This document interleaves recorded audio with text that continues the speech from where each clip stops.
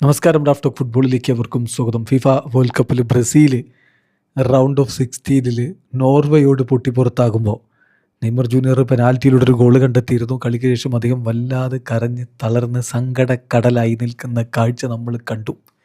ആരാധകരുടെ ഉള്ളുലഞ്ഞതാണ്. അപ്പോൾ അദ്ദേഹത്തിൻ്റെ സുഹൃത്തുക്കളുടെ മനസ്സെത്ര വേദനിച്ചിട്ടുണ്ടാകും. അദ്ദേഹത്തിൻ്റെ അടുത്ത സുഹൃത്താണ് അർജൻറ്റീൻ സൂപ്പർ താരം ലിയാൻഡ്രോ പെരേഡസ്. നമ്മളത് പലപ്പോഴും കണ്ടതാണ്. PSG അവർ അത്രത്തോളം അടുപ്പത്തിലായിരുന്നു എന്നുള്ളത്.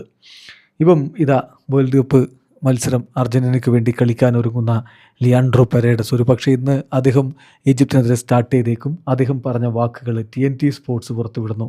നെയ്മർ ജൂനിയറുമായി ബന്ധപ്പെട്ട് പെരേഡസ് പറയുന്നു, എനിക്ക് നെയ്മറോട് വലിയ അടുപ്പവും സ്നേഹവുമാണുള്ളത്.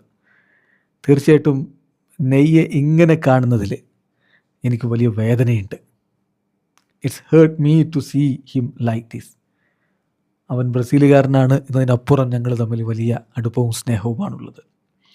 I wish him all the best. ഭാവിയിലേക്കുള്ള അദ്ദേഹത്തിൻ്റെ എല്ലാ കാര്യങ്ങൾക്കും ഞാൻ ഭാവുകങ്ങൾ നേരുകയാണ് എന്നാണിപ്പോൾ പെരേഡസ് പറഞ്ഞിരിക്കുന്നത്. എന്തായാലും പെരേഡസ് വേദനിക്കുന്നു. നെയ്മർ ഇങ്ങനെ കാണുന്നതിൽ പെരേഡസ് വേദനിക്കുന്നു. ഓരോ ആരാധകരും വേദനിക്കുന്നുണ്ട്.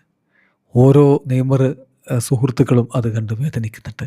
പെരേഡസും നെയ്മറും ഒക്കെയുള്ള ബന്ധം നമുക്കറിയാം. കോപ്പ അമേരിക്കയിൽ മാറക്കാനയിൽ വെച്ച് ബ്രസീലിനെ തോൽപ്പിച്ചിട്ട് മാറക്കാനയിലെ പടവുകളിലിരുന്ന് ലിയോ മെസ്സിയും പെരേഡസും നെയ്മർ ജൂനിയറും കഥ പറഞ്ഞിരുന്ന സുന്ദരമായ മുഹൂർത്തങ്ങൾ നമുക്ക് ഓർമ്മയില്ലേ?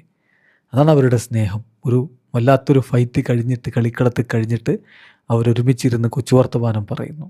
അത്ര അടുപ്പവും സ്നേഹവും ഒക്കെ ഉള്ളവരാണ്. സോ നെയ്മറെ ഇങ്ങനെ കരഞ്ഞ് കലങ്ങി കാണുമ്പോൾ സങ്കടമുണ്ട്. നെയ്മർ വിരമിക്കും എന്നാണ് പറയുന്നത്. അദ്ദേഹം ഒഫീഷ്യൽ പ്രഖ്യാപനം നടത്തിയിട്ടൊന്നുമില്ലെങ്കിലും മാധ്യമങ്ങളോട് അത്തരത്തിലുള്ള ഒരു സൂചനയാണ് കൊടുത്തത്. ഞാൻ ഇവിടെയാണ് തുടങ്ങിയത്, ഇവിടെയാണ് അവസാനിപ്പിക്കുക എന്നൊക്കെ പറഞ്ഞു. അങ്ങനെയെങ്കിൽ അതൊരു വല്ലാത്ത അവസാനിപ്പിക്കലാണ്. 34 വയസ്സിൽ, അതായത് മെസ്സിയുടെയും ക്രിസ്ത്യാനോയുടെയും ഒക്കെ പിൻഗാമിയാകുമെന്ന് ഫുട്ബോൾ ലോകം പലവട്ടം വാഴ്ത്തി പറഞ്ഞിട്ടുള്ളൊരു താരമായിരുന്നു നെയ്മർ. അദ്ദേഹം അവരെക്കാൾ മുമ്പേ അന്താരാഷ്ട്ര ഫുട്ബോൾ നിർത്തുകയാണെങ്കിൽ അതൊരു വല്ലാത്ത അവസാനമായിരിക്കും. വീഡിയോ അവസാനിക്കുന്ന ഫുട്ബോൾ ലോകത്തെ കൂടുതൽ വിശേഷങ്ങളുമായി റാഫ് ടോക്സിൽ എത്താം.